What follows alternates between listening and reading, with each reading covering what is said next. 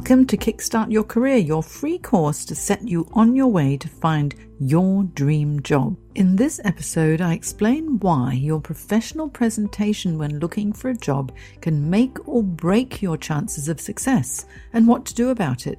Your image and your brand do matter.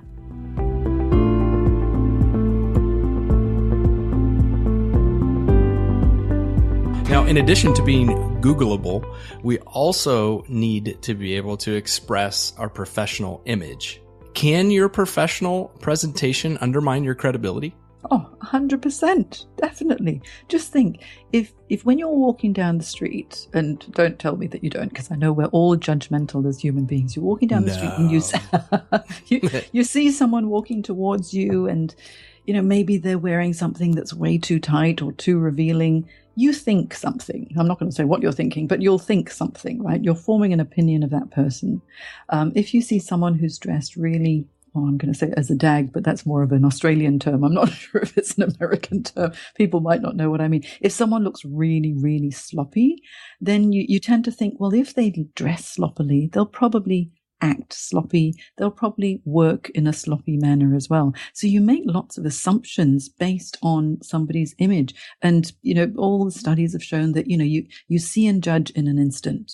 How long does it take to make a first impression? It's a couple of seconds. You walk in the door, someone's already thinking something about you if they bother to look at you. And so if you skulk into a room and you are really embarrassed or shy or you're stooping, people will think, oh, okay, a bit insignificant. Whereas if you walk into a room with a nice warm smile, extend your hand, say, hello, I'm John Smith and it's a pleasure to meet you. It's a nice experience. And so, your image, and the image is not just what you wear, it also is your body language and your eye contact. So it's very important. Sorry, that term was DAG? Is that what it was? DAG means sloppy? I'm learning a new language today. Well, I learned this as well. A DAG is someone who's just, a little bit sloppy, a little bit grumpy, maybe a little bit moody. It's just not a happy, bright, professional looking person. Okay, so I got two terms now, Googleable and DAG. Mm-hmm. Okay. Oh, did you pick up strop as well? Do you know strop? No, I've not heard strop. It's nothing to do with careers, Ryan. No, strop. If you're stroppy, it means you're complaining and whinging. And if you're going in for an interview, you must not be stroppy. Okay. In addition to the personal presentation, you talk about components of your image, and there's a hidden image, an assumed image, a visual image, an experienced image, and then a proven image over time.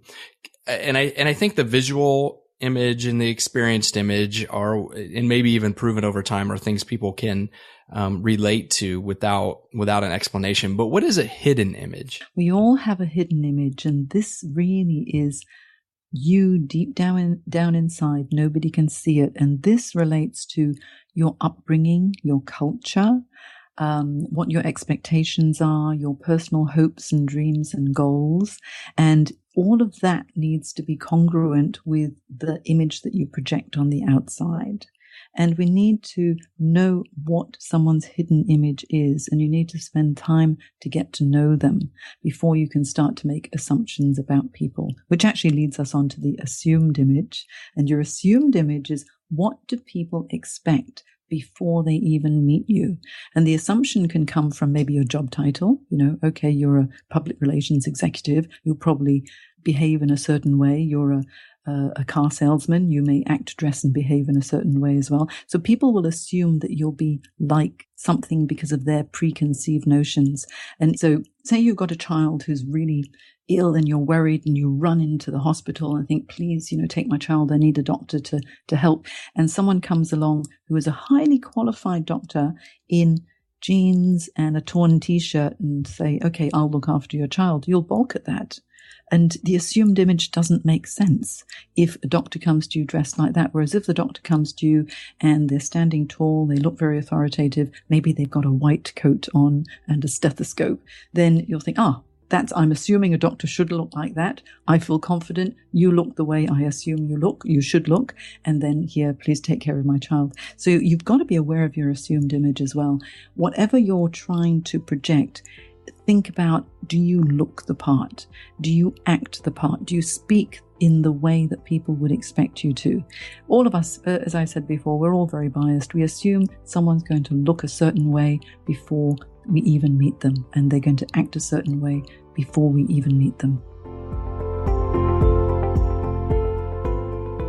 Before the next episode, check out janejacksoncareers.com for more advice and guidance on everything to do with job search and career management and career development for success. Or you can ask me a question on Twitter, Facebook, or Instagram. My handle is @JaneCareerCoach. It's time to kickstart your career.